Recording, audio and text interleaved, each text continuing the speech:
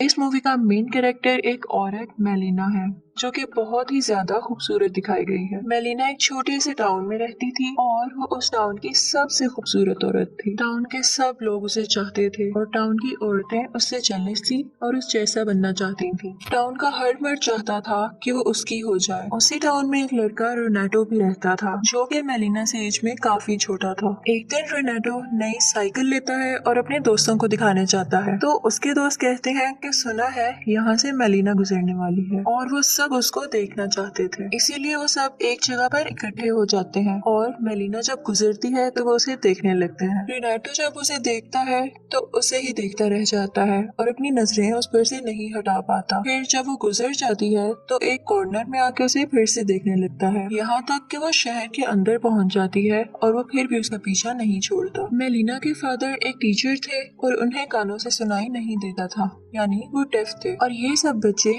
उनके स्टूडेंट्स थे। फिर हमें दिखाया जाता है कि ये सब लोग एक क्लासरूम में बैठे होते हैं और मेलिना के फादर के सामने मेलिना के बारे में तरह तरह की बातें करके उन्हें टीज कर रहे होते हैं। रेनाटो मेलिना के घर जाता है और एक हॉल करके उस पर स्पाई करने लगता है, यानी उसे देखने लगता है, तो वो उदास लेटी होती है। यहाँ हमें पता चलता है कि मेलिना का हस्बैंड वॉर के दौरान आर्मी के साथ चला गया था और अब तक वापस नहीं आया। और फिर दूसरी तरफ हमें रेनाटो के कुछ दोस्त दिखाए जाते हैं जो कि मेलिना के बारे में तरह तरह की बातें बना रहे थे कि एक बार उसने मुझसे सिगरेट मंगवाया था। और टाउन के बाकी लोग भी कहते थे कि मेलिना एक अच्छी औरत नहीं है। इस मूवी में ये बताने की कोशिश की गई है कि सोसाइटी अकेली औरत के बारे में क्या सोचती है और उसके बारे में क्या बातें करती है। दूसरी तरफ हमें दिखाया जाता है कि रेनाटो मेलिना को बहुत पसंद करने लगा था। लोगों की बातें सुन सुनकर कि वो अच्छी औरत नहीं है और हर किसी से खुलकर बात करती है, रेनाटो भी उसे इमेजिन करने लगा था और अपने साथ उससे सोचने लगा था। वो था तो एक टीनेजर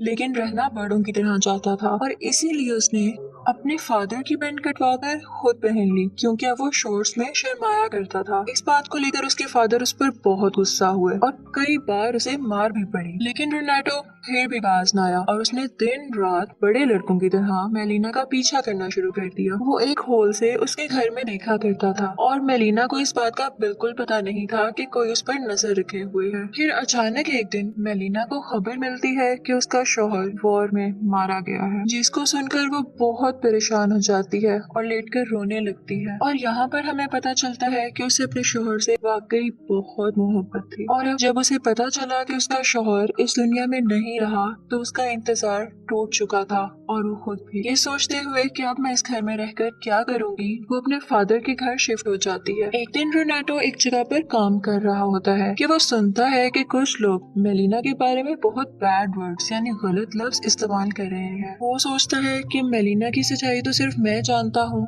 और मुझे ही सबको बताना पड़ेगा कि वह बुरी औरत नहीं है और वाकई अपने शौहर से प्यार करती थी। रेने तो फिर से उसे खिड़की से देखता है और इमेजिन करने लगता है कि जैसे वो उसके पास आ गया है। वो उसे कहता है कि परेशान मत होना, मैं तुम्हारे साथ हूँ, बस मुझे कुछ साल दो ताकि मैं बड़ा हो जाऊँ। और उसके बाद वो चर्च जाता है और गॉड से कहता है कि गॉड तुम मेलिना का ध्यान रखना और इसके बदले में मैं यहाँ पर रोज कैंडल जलाया करूंगा। फिर एक दिन मेलिना के फादर को एक लेटर मिलता है, उसमें ये लिखा था कि मेलिना का टाउन के हर आदमी के साथ अफेयर चल रहा है और तुम्हारी बेटी एक अच्छी औरत नहीं है। ये सुनते ही वो बहुत गुस्से में आ जाते हैं और मेलिना को अपनी बेटी मानने से इनकार करते हुए उसे वहाँ से जाने का कहते हैं। मेलिना एक बार फिर से काफी अकेली रह जाती है।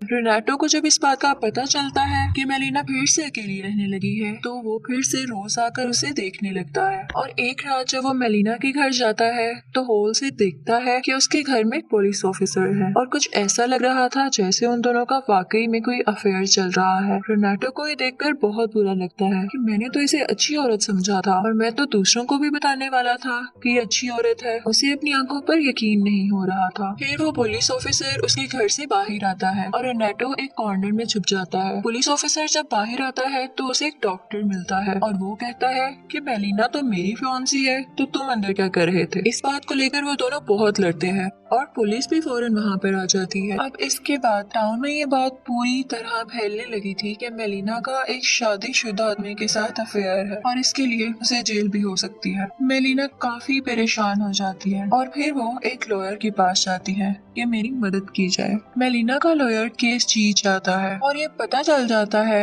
कि डॉक्टर झूठ बोल रहा था। केस जीत जाने के बाद वही लॉयर मेलिना से जबरदस्ती करने की कोशिश करता है। मेलिना उसे बहुत रोकती है लेकिन कुछ नहीं कर पाती। रेनाटो ये सब होते हुए देख लेता है और वो बहुत ज्यादा परेशान हो जाता है। फिर हमें दिखाया जाता है कि मेलिना के फादर एक सफर पर गए हुए थे और उनका प्लेन क्रैश हो जाता है। मेलिना को जब ये पता चलता है तो वो बहुत दुखी होती है क्योंकि अब उसके पास कोई नहीं रहा था जो उसकी फेवर में बात कर सके, बोल सके। मेलिना को अपने हस्बैंड की वजह से जो पेंशन आती थी वो भी अब बंद हो चुकी थी क्योंकि ये प्रूफ हो चुका था कि उसके हस्बैंड की अब डेथ हो चुकी है और अब मेलिना के पास पैसे खत्म होने लगे थे।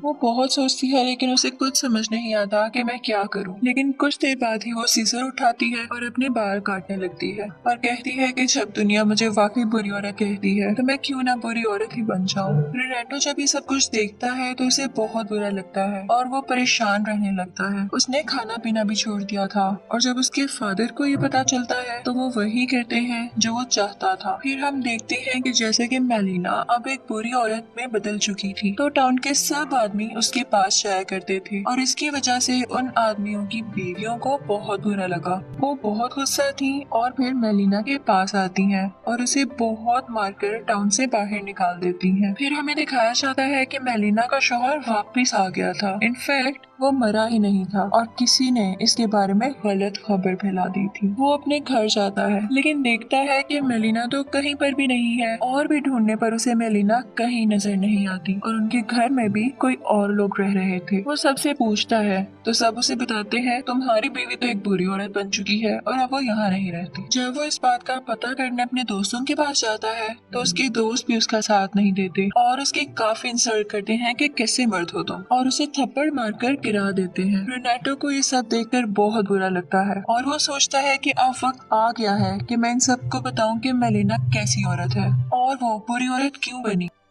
तो रेनाटो उसे खत लिखता है कि मेलिना बिल्कुल भी बुरी औरत नहीं है बल्कि उसे बनाया गया है। गांव वालों ने उसके बारे में बहुत बुरी बुरी खबरें फैलाई जिसको सुनकर वो काफी परेशान रहा करती थी और सब कुछ बताता है जो उसके साथ हुआ और कैसे उसे यहाँ से निकाला गया। मेलिना के हस्बैंड को ये सब पढ़कर बहुत गुस्सा आता है और वो अपनी बीवी को लेने के लिए वापस जाता है और फिर हमें दिखाया जाता है कि वो अपनी बीवी के साथ चलता हुआ वापस उसी टाउन में आता है। अभी भी सब लोग उन दोनों की तरफ देख रहे थे लेकिन उनकी नजरों में अब कोई ताना या बुराई नहीं दिख रही थी क्योंकि अब उसका शौहर उसके साथ था। वो बात अगर करते तो मेलिना का शौहर ना उन्हें छोड़ता। टाउन वाले उन सब की फिर से रिस्पेक्ट करने लगे थे, यानी मेलिना और उसके हस्बैंड की और जो उनके फेवर में बोलता था। फिर हमें दिखाया जाता है कि रेनाटो मेलिना से आखिरी बार मिलता है। मेलिना के हाथ से कुछ चीजें नीचे गिर जाती हैं तो रेनाटो उसे उठा कर देता है। वो मेलिना से कहता है कि मैं दुआ करूंगा कि आपकी आने वाली जिंदगी बहुत अच्छी गुजरे और वो दोनों अपना अपना रास्ता ले लेते हैं। फिर एंड पर